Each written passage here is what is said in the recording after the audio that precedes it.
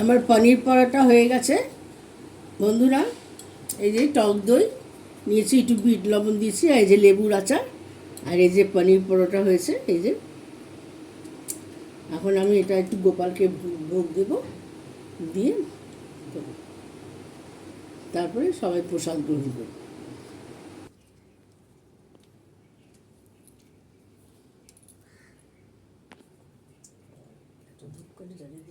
ঠাকুরের আসলে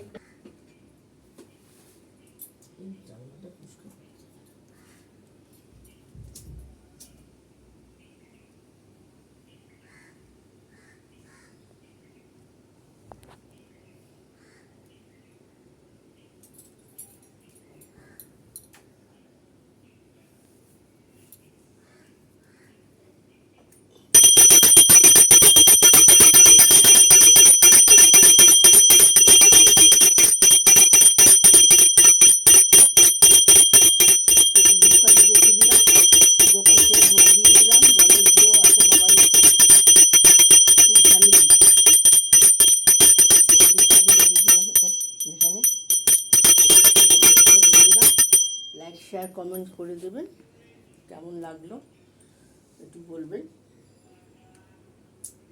আজকে গোপালকে পনির পরোটা আর দই আর লেবুর আচার, লেবু লঙ্কা লেবুর আচার দিয়ে ভোগ দেওয়া হলো, ধূপকাঠি জ্বালিয়ে দিলাম। নমস্কার। @রেট অফ গল্পের বাঙালিতে সাবস্ক্রাইব করে দেবেন। ব্লগটা আমি এখানে শেষ করলাম।